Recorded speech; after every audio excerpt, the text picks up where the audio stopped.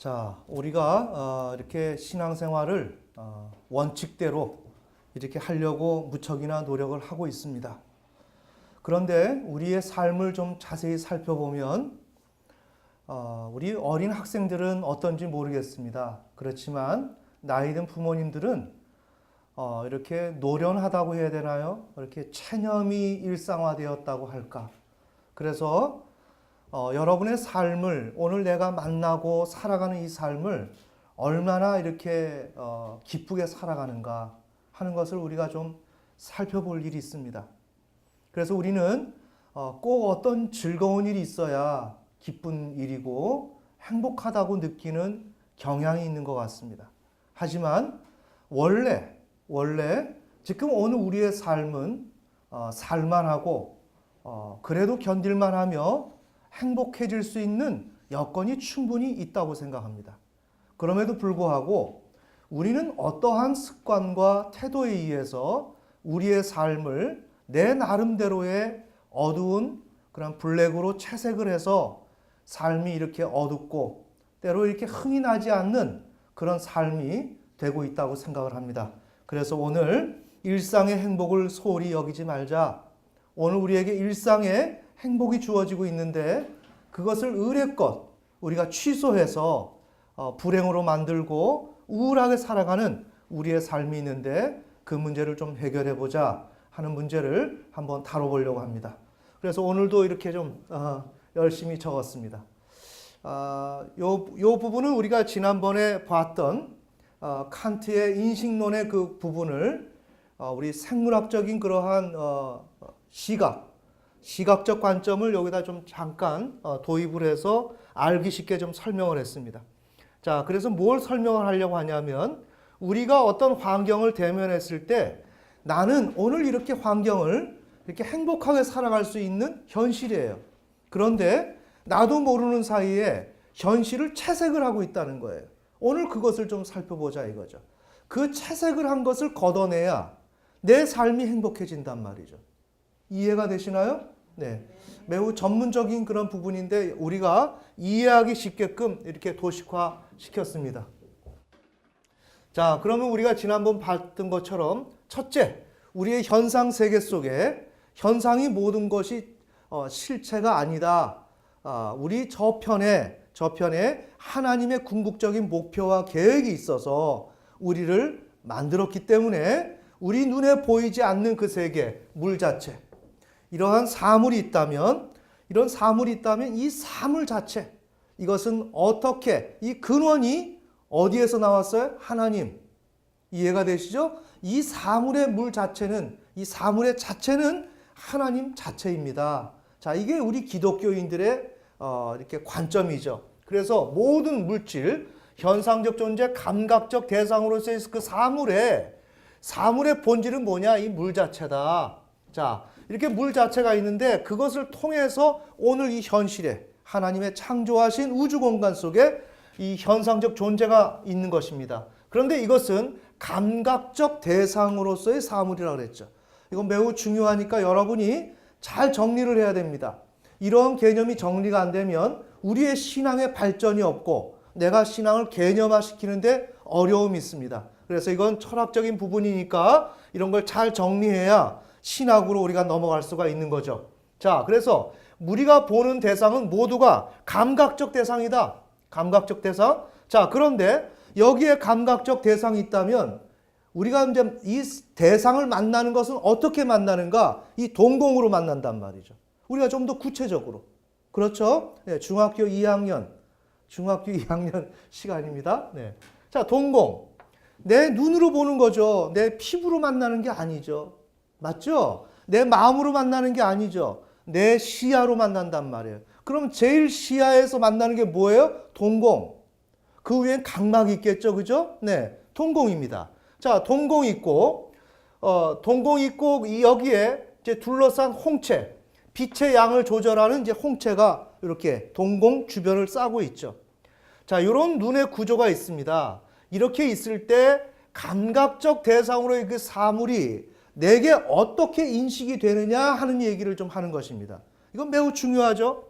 이렇게 되면 어떻게 되는가? 빛이 도달한단 말이죠. 그러니까 우리가 대상을 인식하는 것은 여기에 이 대상이 내게 들어오려면 이 붉은색이죠. 이 붉은색이라면 빛이 다른 것은 얘가 다른 빛을 다 흡수해버리고 붉은색만을 반사를 하게 되어 있습니다. 이해가 되시죠? 요 색깔과 동일한 빛은 어떻습니까? 빨주노초 파남보, 예를 들자면 빨강, 파랑, 초록 이런 삼원색으로 색이 스펙트럼으로 형성이 되어 있는데 이 빛이 우리에게 이렇게 도달하는 것입니다. 이 분필에게 도달하면 노란색도 이 속으로 다 들어가 버리고 요 색깔만 똑같은 색깔이기 때문에 반사가 일어나는 거죠. 반사가 되면서 어때요? 이게 동공으로 들어오는 거예요. 이해가 되시죠? 자, 동공으로 들어오면 이 홍채가 조절을 해서 받아들여요. 자, 그러면 우리가 이걸 좀 잘 알아야 됩니다. 그럼 동공으로 들어왔다면 이 빛이 꺾인단 말이에요. 동공에서. 꺾여서 여기가 망막인데 망막에 이 색깔이 그 다음에 내용들이 인식이 되기 시작하는 거죠. 우리 정리되시죠? 이게 카메라의 원리죠. 카메라의 원리. 자, 이게 반사가 돼서 이제 들어와서 이 망막에 이제 형성이 되는 거죠. 자, 이렇게 될 때 이 망막 안에는 특징적 기관이 존재한다. 제 시각세포다.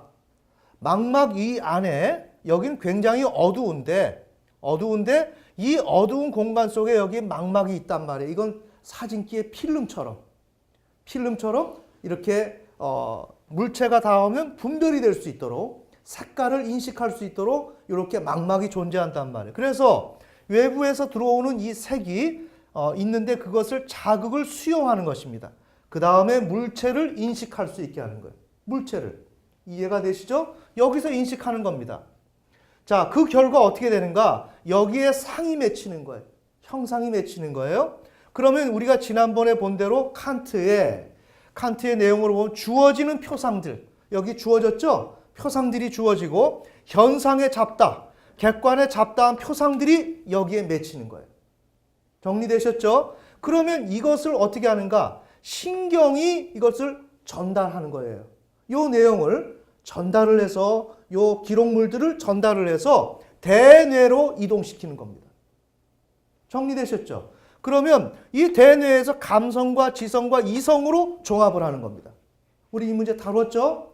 지성은 이 탄산칼슘이다. 이거 뭐 분필이다. 뭐 이렇게 해서 이성으로 분별력을 갖추고 모든 이 사물들을 객관화시키는 거예요. 그러니까 객관의 현실을 파악하는 거죠. 자, 이게 자아가 하는 역할이에요. 정리되셨죠? 이건 이렇게 정리하기 힘듭니다. 그러니까 여러분이 잘 새겨듣고 이 개념을 마음속에 담아두셔야 돼요. 자, 이렇게 되는데 우리가 인식하는 거 잘 보세요. 그러면 여기에 어떤 대상이 있다면, 분필이 있다면 이 자아가 객관적으로 인식한 거예요. 분필. 그 다음에 우리의 현실, 여러분이 살아가는 이 현실, 오늘 일상의 삶, 이해가 되시나요? 그거를 내가 이성으로 지금 최종적으로 판단한 것입니다. 그러니까 객관화가 됐죠. 잘 보세요. 신앙생활은 이런 문제가 해결이 돼야 잘 해결될 수가 있는 거예요. 자, 이렇게 되면 우리는 내가 모든 사물을 판단할 때 이성이 판단한다고 하지만 칸트가 그런 얘기를 하지만 이것 또한 부족한 방안이요 이론이다 이거예요. 거기서 끝나는 게 아니라 우리에겐 무의식적 주체가 존재한다는 거예요. 알겠습니까? 그래서 우리가 정신분석이라는 개념을 중히 여기는 이유가 나는 이렇게 이성적으로 판단해서 잘 살아보려고 하고 오늘 생활에서 나 기쁘게 어떻게 좀 잘 살아보려고 하지만 왠지 모르게 내 기분이 다운된단 말이에요. 맞습니까? 그걸 어떻게 우리가 이해를 하느냐 말이에요. 그런데 이 삶이 지속이 되다 보니까 이게 원래 그런 줄 알아요. 원래 우리의 삶이 어두운 줄 알아요. 원래 우리의 삶은 인상 찌푸려야 되는 줄 알아요. 원래 우리의 삶은 화를 내는 줄 알아. 이해가 되십니까? 그래서 그런 것이 아니라고요. 그것을 해결하기 위해서는 이 구도를 여러분이 정확하게 이해를 해야만 오늘 현실을 볼 수가 있는 거예요. 자, 그러니까 이 물 밑에 억압된 무의식적 주체가 있다.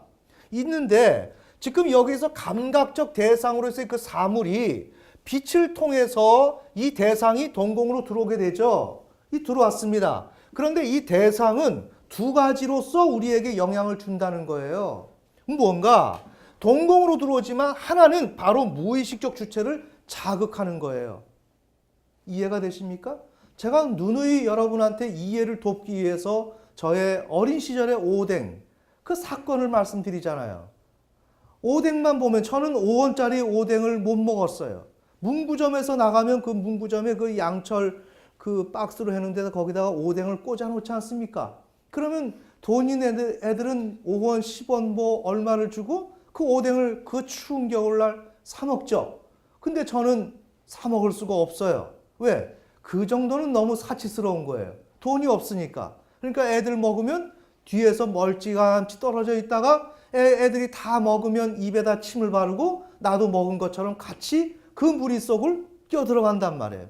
그런데 제가 다 성장하고 나서 오뎅과는 관계가 없는 시간이에요. 그래도 현실에서 부족한 것 없이 살아가는 시간이지만 제가 삼성동에서 서울 삼성동에서 현대백화점 앞에 포장마차가 오뎅을 파는 포장마차가 하나가 어느 날 등장이 된 거예요. 그 지나가다가 포장마차를 보는데 왠지 모르게 막 그걸 먹고 싶은 거예요. 왜 그런가? 그 오뎅을 보니까 어린 시절에 먹지 못했던 무의식적 주체, 억압된 그 주체가 오뎅을 그렇게 먹고 싶었는데 그 오뎅이 여기 있으니까 자 보세요. 오뎅이 빛을 통해서 동공을 통해서 들어왔죠. 그래서 오뎅이다라고 하는 이성으로 판단이 되고 객관의 현실을 파악을 했죠. 이걸로 끝나는 게 아니라 여기에서 감각적 대상이 바로 건너뛰어서 무의식적 주체, 내게 억압되어 있는 무의식을 자극했단 말이에요. 성경은 아니지만 아멘. 아멘. 이해가 되시죠? 바로 이와 같이 되는 거예요. 그러니까 여러분이 삶을 살아갈 때 대상을 인식하는 거는 동공으로만 인식을 하는 게 아니라 감각기관으로만 인식하는 게 아니라 바로 내 무의식적 주체를 강타한다. 이걸 알아야 돼요. 내가 오늘 왜 기분이 안 좋지? 나는 오늘 기분 좋으려고 그랬어요. 하지만 안 좋은 이유는 뭐예요? 무의식적 주체를 강타했기 때문에, 그래서 자극을 했기 때문에 얘가 활성화되어서 오뎅을 더 먹고 싶죠? 그러니까 아주머니 오뎅을 좀 주세요. 이제 그때는 5원짜리가 없어서 못 먹었으니까 한번 마음대로 배 터지게 먹어보자. 어때요? 활성화가 되는 거죠. 막 먹고 싶은 마음이 활성화되는 거죠. 얘가 이렇게 자극을 하면 얘의 어떤 성질이 얘가 결핍을 느꼈고 얘가 원했던 것을 아니면 얘가 싫어하는 것을 얘가 자극을 하는 거예요. 이해가 되십니까? 어찌됐든지 부정적이든지 긍정적이든지 얘는 활성화가 된단 말이에요. 그렇게 하고 싶은, 실현시키고 싶은 이게 의미화죠. 이게 언어의 구조로 보면 이게 기의가 되는 것이고 이쪽이 기표가 되는 것이고 하나의 언어가 되는 것이고 나는 배가 고프다 라고 하면 그 말은 배가 고프다 하는 것은 문장, 이건 기표. 그러나 그 밑에는 정말 배가 고파서 밥을 많이 먹고 싶다는 의미가 그 문장 속에는 드러나지 않지만 숨겨져 있지만 존재하는 것이다. 아멘. 아멘. 자, 그래서 이 무의식적 주체가 이 자아를 지배를 해요. 여기에 여러분이 유념을 해서 봐야 되고 여러분이 이것을 모르니까 현실을 그냥 놓치는 거예요. 그리고 계속 슬프고 계속 그냥 그렇고 내가 왜 사는지도 모르고 하루하루를 맹목적으로 살아간단 말이에요. 이렇게 가면 우리의 신앙은 아무리 하나님이 우리와 함께 하시고 주님이 나와 동행하셔도 그것이 의미가 그렇게 크게 없어요. 자, 그 문제를 해결하려고 집중적으로 이 얘기를 하는 것입니다. 자, 그러니까 자아를 지배를 하고 나면 어떻게 되는가? 여기 잘 보세요. 무의식적 주체의 욕망에 의해 현실 인식을 하게 된다는 거죠. 맞죠? 오뎅을 먹고 싶어 했던 그 내가 이 나를 자아를 지배하니까 어때요? 나는 어느샌가 몸은 성인으로 돼 있지만 그 꼬마아이로 돼 있는 거예요. 오뎅을 막 먹고 싶은 거예요. 오뎅을 막 2개, 3개 막 넣고 싶은 거죠. 이해가 되시죠? 자, 무의식적 주체의 욕망에 의해 현실을 인식하는 거죠. 맞습니까? 자, 그렇게 하면서 강조, 현 자아가 인식하는 것은 주관적 병리적인 것이다. 이러기에 오뎅을 먹고 싶어하는 그냥 오뎅을 먹는 게 아니라 이 오뎅 소리만 하니까 그런데 그냥 건강하게 달라고 하는 게 아니에요. 이거는 그렇게 해결되지 못했던 숙제, 그것을 푸는 과정으로서 오뎅을 보고 있는 거예요. 여러분이 만나는 남편과 아내와 부모와 자녀, 이 관계를 이성, 객관의 현실로 내가 파악하는 게 아니란 말이에요. 내가 어린 시절에 해결되지 못했던 그 내용을 이걸 하나의 색이라고 한다면 이걸 덧입혀서 그 대상에게 입혀서 새로운 형상으로 만들어 놓고 나는 보고 있단 말이에요. 아멘. 이걸 알아야 여러분의 삶이 개선되고 내 삶이 보다 더 만족스러운 삶이 되는 거예요. 자, 그러니까 다시 한번 강조. 현 자아가 인식하는 것은 주관적, 병리적인 것이다. 자, 그러니까 망막에 맺힌 상이 아니다. 지금 내가 인식하는 것은 망막에 맺힌 상이 아니다. 이렇게 망막에 맺힌 상이 아니다. 자아가 판단한 결과도 아니다. 얘가 판단한 것도 아니다. 맞죠? 나는 제대로 보고 있습니다. 여러분, 지금 잘 들으세요. 여러분이 살아가는 그 인생이 여러분이 보는 인생이 아니단 말이에요. 지금 그 얘기를 하는 거예요. 내가 오늘 우리의 가정에 이것이 결핍되어 있는데 그래서 내가 우울한 줄 알아. 이게 아니란 말이에요. 그 결핍이라는 것은 나의 무의식적 주체를 자극했단 말이에요. 아멘. 자극을 해서 얘가 자아를 지배를 해서 그것을 보는 거예요. 이건 어디까지나 달라요. 어디까지나 다르다고요. 이거를 분별을 해야 여러분의 삶을 손에 넣을 수가 있는 거예요. 이걸 못 넣으면 하나님께서 아무리 여러분에게 축복을 해주시고 은혜를 주셔도 항상 불만족해. 만족스럽지 못해. 또 없나? 이게 없어서 그런 것 같아. 이게 우리들의 삶이단 말이에요. 이렇게 되면 뭐냐? 하나님은 감사 없는 걸 제일 싫어해요. 아멘. 감사를 해야 되는데 어떻게 감사가 나옵니까? 이런 상태 속에서 어떻게 감사가 나와요? 불만만 나오는 거죠. 항상 쪼들리고 해야 된다고 생각하고 뭐가 부족한 것 같고 항상 그런 삶을 살아간단 말이에요. 그거를 알기 위해서는 이런 철학적 통찰이 우리에게 있어야만 이것을 아주 나 혼자서 잘 분별해서 중심을 잡고 나아갈 수가 있다는 내용이죠. 자, 그러니까 여기에서 대안은 뭐예요? 무의식적 주체의 그림을 제거하라. 내 안에 있는 오뎅의 그림, 나와 전혀 관계없는 그 아주머니가 파는 그 오뎅이 어느샌가 초등학교에, 저의 초등학교 그 시절의 오뎅으로 돼 있단 말이에요. 그러니까 내가 오늘 현실을 바라보려면 어떻게 해야 돼요? 내가 무의식적 주체가 그림을 집어넣어서 초등학교 때의 그런 상황으로 나는 의미로 그 현장을 바라보고 있는 거죠. 그러니 어때요? 그 오뎅 파는 사람이 굉장히 권세 있는 사람으로 되겠죠, 저에게는. 맞습니까? 네. 이런 그림이 없는 사람은 어때요? 아유, 이렇게 힘든가 보다. 오뎅 파시니까. 이렇게 생각할 수가 있겠죠? 이렇게 인식이 달라질 수가 있다는 거예요. 자, 그러니까 결과는 뭐예요? 이렇게 되고 나면 건강한 일상이 된다. 놀랍습니다. 여러분이 오늘 이 말씀을 잘 들으면 행복해져요. 저는 어설픈 그냥 대충대충 설명하는 설교를 원하지 않아요. 그냥 막연하게 여러분이 이 내용대로 믿으면 어떻게 됩니다. 이런 얘기가 아니라 분명히 여러분이 꼼꼼히 이것을 잘 새겨듣고 적용하면 오늘 문을 열고 나갈 때 세상이 달라져요. 아멘. 아멘. 우리가 그런 인생을 좀 살아보자고 얘기하는 거예요. 자, 그래서 이렇게 되면 건강한 일상이 되고 평안해지고 행복한 마음이 이 세상이 행복해진단 말이에요. 이것이 어떤 경험인 줄 압니까? 여러분이 난생 처음에 경험하는 경험이 될 거예요. 이것을 이해하고 나면. 야, 나는 그동안 나는 좌절이 일상화됐구나. 나는 그동안 우울한 게 일상화됐구나.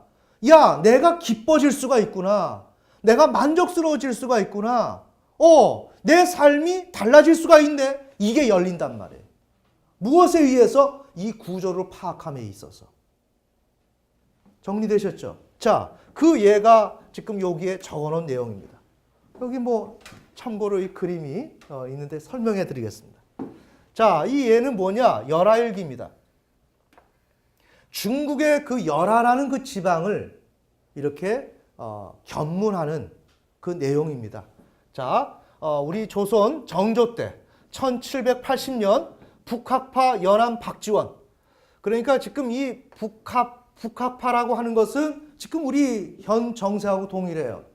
그러니까 지금 우리 문재인 정부가 북한에 대해서, 중국에 대해서 뭔가 호기심을 가지고 그들을 적대적 관계로 갖는 게 아니라 우호적 관계로 가져가려고 하는 거예요. 이거는 역사에서 이미 있었던 일이에요. 아시겠습니까? 그래서 항상 역사에서 반복되는 것입니다. 여기에서 지금 그 전까지만 해도 북쪽을 중국에 대해서 적대적 관계로 싸워야 할 대상으로 여겼지만, 지금 박지원 같은 경우는 이름이 또 동일하게 박지원이 나오는데, 박지원 같은 경우는 북학파란 말이에요. 배우자. 북쪽을 향해서 배우자. 무언가 배우면서 우호적 관계로 실리를 추구해보자 라는 것이 지금 그 당시에 박지원이가 생각을 했다는 거예요. 연암은 호입니다. 그래서 연암은 박지원이가 연암으로 유배되었을 때, 그때 그 자기가 연암에 있었기 때문에 연암 박지원이가 된 거죠. 자, 그래서 박명원의 인솔을 이제 따라서 지금 열하로 가는 거예요. 박명원은 누군가? 공주의 남편, 부마입니다. 역하는 사절단의 대표였다, 이 박명원이가. 자, 그런데 왜 갔는가? 청나라 건륭 황제 만수절 70세 생일을 기념해주기 위해서 사절로 간 거예요. 자, 사절로 가는데 이 자격이, 연암은 어떤 자격으로 갔는가? 개인의 수행원의 자격으로 여기에 따라붙은 겁니다. 자, 우리 학생들 특히 이제 이런 부분들 지금 신학과 우리의 고전과 연결을 시켜서 우리 무의식적 주체의 그 개념을 해석해 나가는 과정이에요. 그러니까 여러분이 이런 것은 하나의 한편의 어느 날 어느 주에 설교로 목사님이 예를 들었다가 아니라, 이건 여러분에게 지성적 작업을 주기 위해서 중요한 내용을 인용을 하는 거예요. 아멘. 그러니까 이런 내용은 여러분이 항상 숙지를 하고 개념을 잡아두어야 여러분의 지성의 폭이 넓혀지고 그 가운데서 하나님의 그 일반 계시, 더 나아가서 특별 계시가 우리 가운데 빛으로 다가올 수가 있다는 내용이죠. 자, 그래서 개인의 수행원 자격으로 북경을 갑니다. 자, 북경을 가기로 했는데, 그래서 이제 견문기가 이제 쓰여지는 것입니다. 견문록이 쓰여지고 이제 견문하는 것이죠. 시기는 5월에서 10월, 6개월간에 걸쳐서 지금 다녀오려고 소요가 그렇게 되었습니다. 그래서 6개월의 대장정입니다. 그런데 이 지금 열하일기는 세계 최고의 견문기입니다.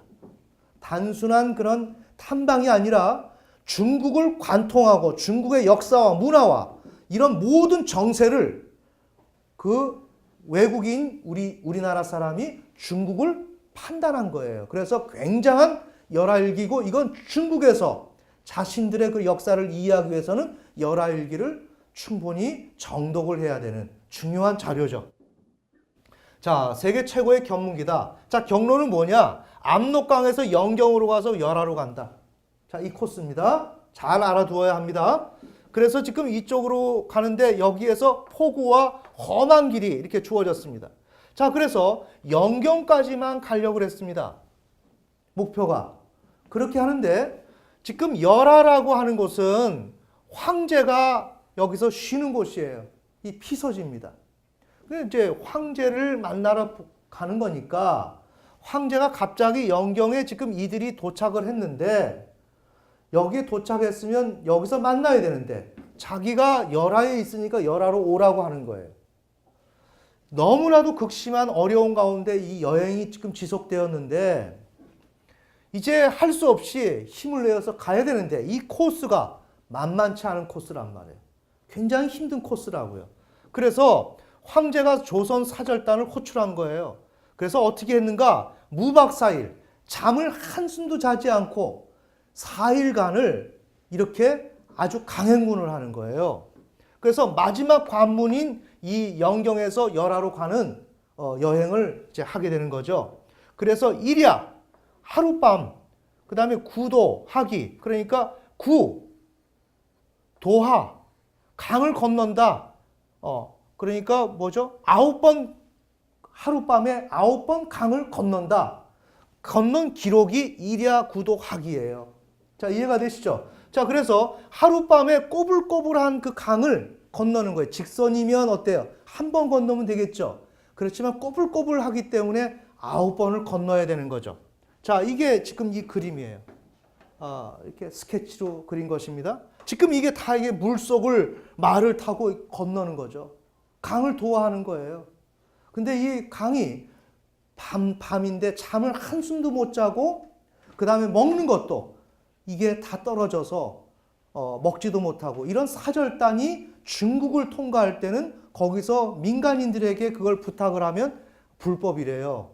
그래서 그 당시만 해도 민간인들에게 그걸 음식을 요청하거나 이렇게 하면 절대로 안 되는 거고, 그래서 여기 중국에 들어갈 때는 여러 번의 그 입국 심사가 있어요. 요즘 말로 말하면. 그래서 잘못 그들이 원하지 않는 것을 소지하고 있다. 그럼 뭐 매도 맞고 어떤 사람은 사형도 당하고 그렇게 되는 거예요. 그래 중국을 관통해 들어간다는 것은 굉장히 어려운 일이었습니다.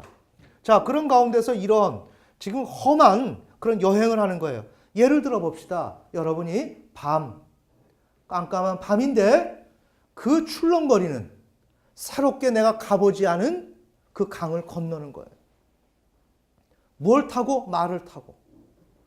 한 번도 가보지 않았어요. 지금 이 길이 맞는지 어떤지 사실 그것도 몰라요. 갔다가 돌아갈지도 모르고. 그러나 맞다고 생각하고 지금 이렇게 이 강을 건너는 것입니다. 이게 오늘 우리의 인생 길이 될 수가 있다. 내가 한 번도 경험해보지 못한 우리 학생들 처음 어떤 학년을 올라간다든지 새로운 학교를 간다든지 여러 가지 환경, 매번 만나는 환경들이 새롭죠. 이때마다 우리는 두려움을 경험한다 이거죠. 자, 이렇게 이런 강을 건널 때 유명한 대화가 있습니다. 제가 일부분을 발췌를 했는데 옆에 이제 이렇게 여기 지금 가고 있죠. 일행이 쭉 가고 있는 거예요. 이렇게 되는데 옆에서 동행자가 한 말을 해요.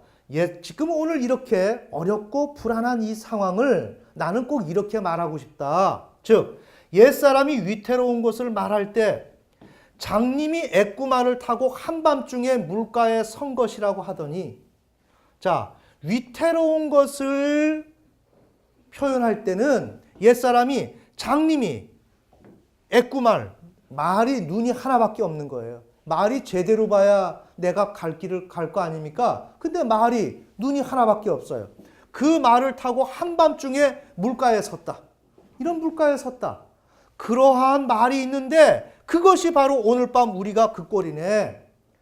그 사람처럼 오늘 우리가 그러한 현실을 만났네. 지금 이렇게 얘기한 거예요. 매우 중요한 개념이고 이게 중요한 텍스트입니다. 잘 봅시다. 그래 여기 제가 초록으로 선을 그었죠. 장님이 애꾸말을 타고 한밤중에 물가에 선 것. 잘 보세요. 이 말하는 이 화자가 장님이 지금 여기에 가고 있다고 생각해요. 이렇게 한밤중에 물가에 선 것이라고 규정을 한 거예요. 자신이 이렇게 지금 현실을 만난 것. 이 말을 하니까 연암이 박지원이가 뭐라고 하느냐. 그건 맞는 말이지만 제대로 된 말은 아닐세. 장님은 위태로움을 느끼지 않는다네. 지금 장님이 애꾸말을 타고 한밤중에 물가에 선 것은 그 장님이 위태롭다라고 얘기하는 거 아니에요. 그런데 그 장님은 박지원이가 얘기하는 것은 장님은 그 위태로움을 느끼질 않아. 지금 너는 지금 잘못 판단한 거야. 장님은 절대 위태로움을 느끼질 않지. 왜냐하면 장님에게는 아무것도 보이지 않기 때문이야. 장님은 아무것도 못 보는 거예요. 못 본다고요. 그럼 자극이 되나요? 자극이 안 되죠. 자, 그러니까 오히려 장님이 애꾸말을 타고 가는 것을 보는 사람이 위태로움을 느끼는 거지. 정리되시나요? 네. 그 장님을 보는 사람이 위태로움을 느낀다 이거예요. 이런 것을 해석을 하면서 그러니 보는 것 자체가 위험하단 말이야. 눈으로 보는 것 자체가 위험하다. 자, 굉장한 정리를 해야 되고 여러분이 생각 속에서 개념을 잘 잡아야 됩니다. 보는 것 자체가 위험하다. 자, 그 이유는 앞을 보는 자가 중요한 문장입니다. 자기 눈이 아는 것의 유일한 창이라고 생각하기 때문이지. 자, 요게 정신분석적인 개념이 여기 들어가 있는 거예요. 그래서 참 아이러니한 거는 이러한 사상들이 서양이나 동양이나 거의 같은 시기에 이러한 내용들을 주고받고 하듯이 출현하게 됩니다. 그래서 우리 동양에서도 상당히 심도 깊은 텍스트가 많이 있습니다. 자, 요 문장이 우리에게 굉장히 유익을 주고 통찰을 줄 수 있는 내용이죠. 보세요. 이렇게 강을 건너게 된다면 앞을 보는 자, 이건 뭘까요? 자, 우리는 어떻게 살아야 되는가? 자, 나는 이 자아가 모든 것을 판단하는 거예요. 자아가 판단할 때 이 자아는 어떻게 해야 되는가? 이 현실에서 판단된 객관의 현실과 눈으로 바라본 것과 그 다음에 무의식적 주체가 얘가 자극을 해서 무의식이 활성화됐다면 무의식이 오뎅 먹고 싶다라고 올라오는 이것을 두 가지를 최소한 종합을 해야 되는 거예요. 정리합시다. 이게 원칙이단 말이에요. 이게 자아가 해야 될 일이라고요. 그러니까 여러분이 삶을 살아갈 때 대상을 만나고 현실을 만나고 하루하루 살아갈 때 그거를 내가 자아로만 대상을 눈으로 보고 내가 관계하고 있다고 하면 안 되고 내가 보는 그 환경과 그 다음에 그것을 통해서 나를 자극해서 무의식이 활성화되어서 무의식이 나에게 재촉하는 것, 무의식이 나에게 그림을 넣은 것, 이것을 두 가지를 놓고 내가 냉철하게 판단을 하게 될 때 뭐가 된다? 오늘 주어진 현실을 객관으로 볼 수가 있다. 성경은 아니지만 아멘. 아멘. 정리가 되시나요? 이게 가장 중요한 개념이다 이거예요. 자, 그러니까 앞을 보는 자는 어떻게 해야 돼요? 이른바 자아가 무의식적 주체에게 지배되어 현상을 병리적으로 볼 수 있는 것을 통제하고 조정해야 할 이상적인 자아다. 맞죠? 여기에 앞을 보는 자. 앞을 보는 자가 자기 눈이 아는 것의 유일한 창이라고 생각한다. 이렇게 할 때 자기 눈은 뭐냐? 이 자기 눈이라고 하는 것은 감각기관으로서의 눈이 아니단 말이에요. 감각기관으로서. 눈이 뭘 하겠어요? 거기에 내가 생각할 수 있는 기능이 있어야 그 뭐라고 하는 게 있죠. 그게 이른바 우리의 감성과 지성과 이성이 들어가야 이 대상이 뭐라고 판단을 하는 건데 눈이 뭘 자기가 망막에 맺혔다 그래서 그게 무슨 의미가 있어요. 그러니까 여기에서 자기 눈이라고 하는 것은 감각기관으로서의 눈을 말하는 게 아니라는 거죠. 정리되셨죠? 자, 그렇게 되고 감각기관으로서의 눈과 무의식적 주체를 자유자재로 종합하여 판단하고 행동해야 할 자아를 의미하는 거예요. 맞습니까? 그런 자아. 그런데 현실에서는 어떻게 되는가? 눈이 주는 정보와 무의식적 주체의 욕망에 지배되어서 판단하게 되는 게 우리의 일반적인 자아란 말이에요. 맞죠? 그런데 이 자아가 아는 것에, 그러니까 매이게 되다 보니까 어떻게 아는가? 자아가 무의식적 주체에게 지배되어 현상을 병리적으로 안다는 말이에요. 이해가 되시죠?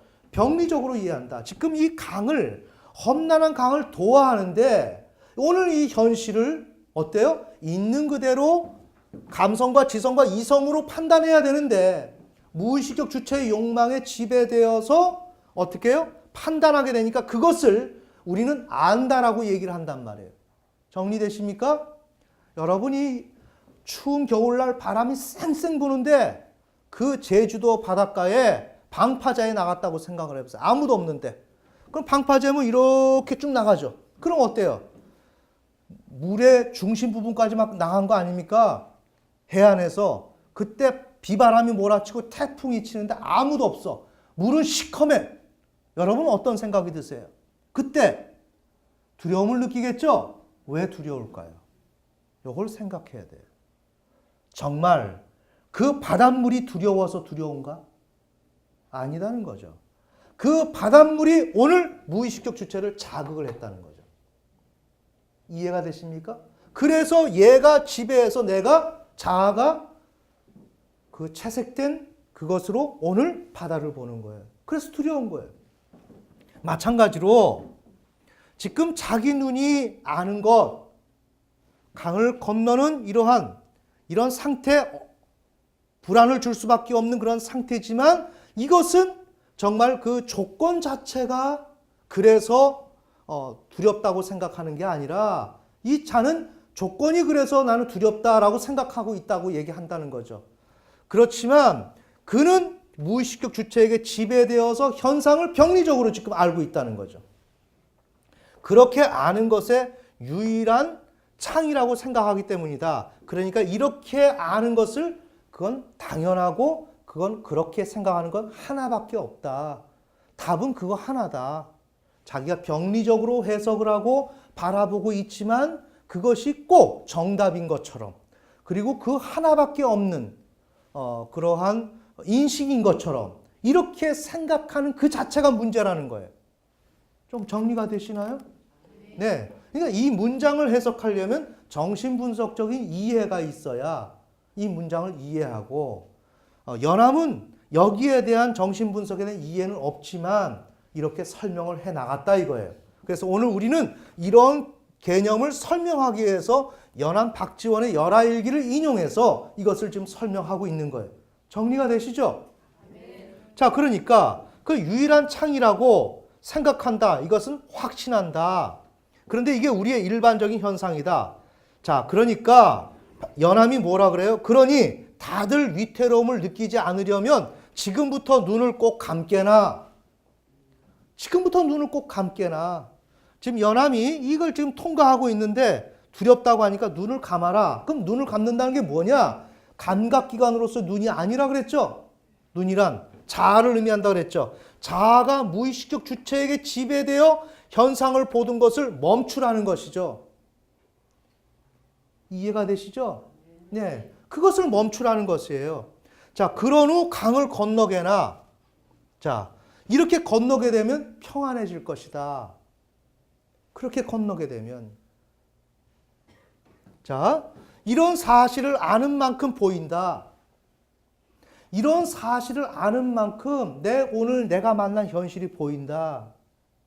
아하, 내가 만난 현실이 이렇게 우울한 게 아니구나. 지금 박지원 같은 경우, 연암 같은 경우 왜 이게 두려웠을까요? 이렇게 두려워지는 이유는 뭐냐? 평화가 깨어진 상태.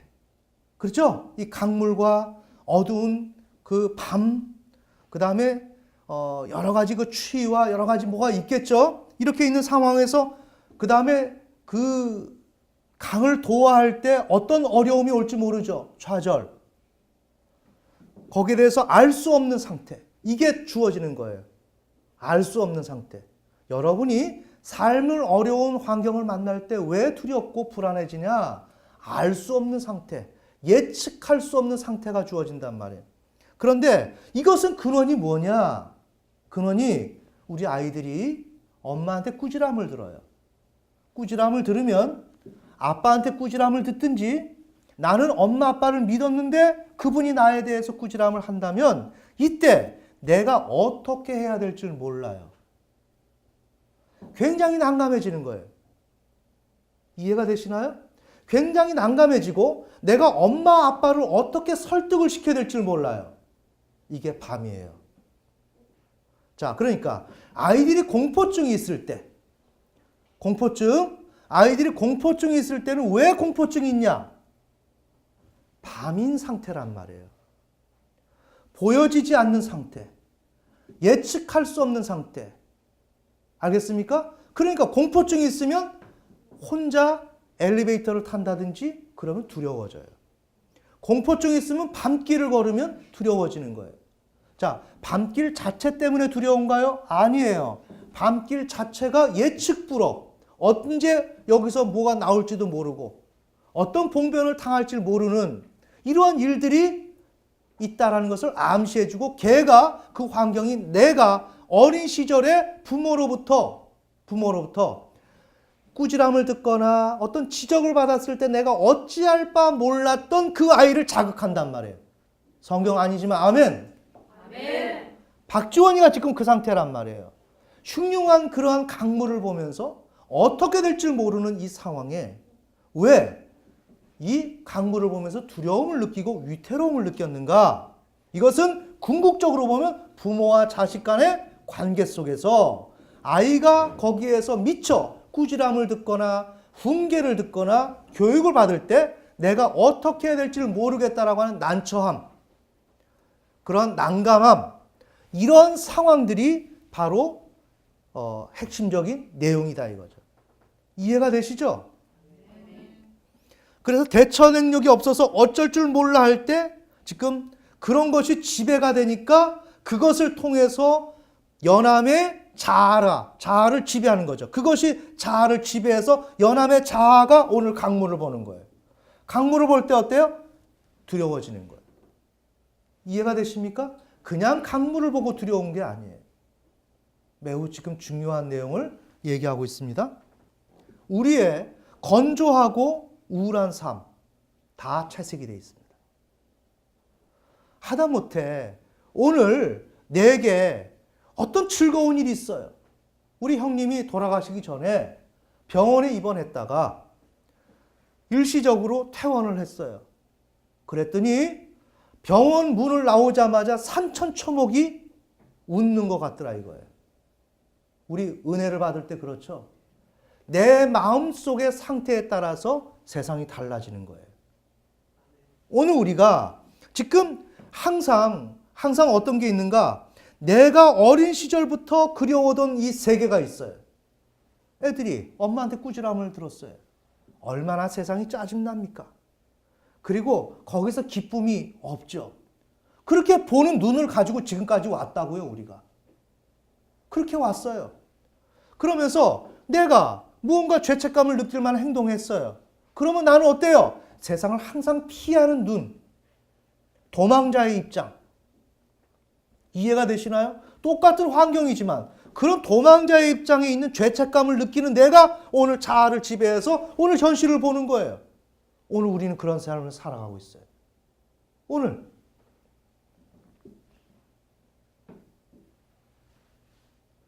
그러니까 날씨가 차갑거나 어떤 여성분들은 가을, 나뭇잎이 떨어져. 이건 뭐예요? 뭔가 절망. 이제 될 수 없다라고 하는 불가능성. 아시겠죠? 그건 뭐라고요? 내가 엄마와 아빠와 그 사이 속에서 내가 인정받을 수 없는 그 아이가 자극이 되는 거예요. 제가 너무 멀리 가는 게 아닙니다. 그게 잡혀야만 이 불안이 잡히는 거예요. 아멘. 아멘. 그러니까 실패와 여러 가지 그런 정황들, 저 같은 경우 어떻게 했어요? 어린 시절에 아버지가 안 계시고 어머니는 수산시장 가서 컴컴한 그 시장에서 중간에 앉아서 생선을 자르고 있더라고요. 그래서 어린 시절부터 저희 집은 온전한 생선을 먹어본 적이 없어요. 거의 다 상하기 전에 그 수산시장에서 버리는 걸 가지고 오셔요. 가지고 오신다고요. 그러면 그걸 가지고 오면 그걸 해줘요. 이상하다. 어린 시절에도 냄새가 이게 정상적이지가 않고 좀 뭔가가 어디가 근데 이거 먹었다 그래서 이상은 있는 건 아닌데 항상 그걸 먹었어요. 그래서 호박죽도 먹고 밥이 없으니까 호박죽 날이면 날마다 호박죽을 쏘서 주는 거예요. 그 어린 아이들에게. 그럼 저가 보는 세상은 어때요? 회색이죠? 우울하죠? 저는 다소 극단적인 면이 있지만 여러분의 삶을 보시란 말이에요. 아이가 부모에게 꾸지람을 받고 아니면 아이가 만족스럽지 못했던 그 정서, 그 감성을 가지고 세상을 보는 거예요, 지금. 여기다가 하나님이 축복해 주면 뭐 하겠어요? 삶이 달라질까요? 그렇지 않아요. 지금 오늘 뭐냐? 내가 그림을 넣고 보고 있다. 이러한 내 어린 시절의 그림을 놓고 지금 오늘 내 일상을 지금 보고 있다. 그 그림을 빼라. 이 개념을 들을 때 우리는 뭘 느껴요? 이상한 조금의 자유함이 느껴진단 말이에요. 이게 뭐지?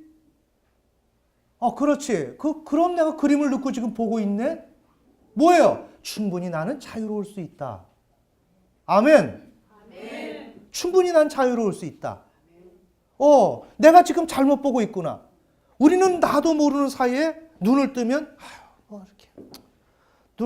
피곤했다, 자자. 그냥 이게 우리의 일상이단 말이에요. 그게 아니고, 나는 오늘 이 시간에 오늘 행복해질 수가 있다. 아멘. 기뻐질 수가 있고, 내가 지금 잘못 살아왔다. 다는 아니지만 조금씩 걷어내면 된다. 걷어내면 내가 자유로워질 수 있고. 오늘 어때? 좀 이해가 되셨어요? 자, 오늘 우리 본문 말씀. 성경을 오늘 제가 많이 인용 안 하려고 본문만 인용을 하려고 그렇게 했습니다. 자, 16장 잠언 16장 30절. 눈의 빛은 마음을 기쁘게 하며, 핵심. 눈의 빛, 이 감각기관으로서 감각기관으로서의 눈이 아니단 말이에요. 무의식적 주체와 감각기관으로서의 눈이 망막에 맺힌 또한 신경세포로 전달되어서 자아가 종합했던 이 사실을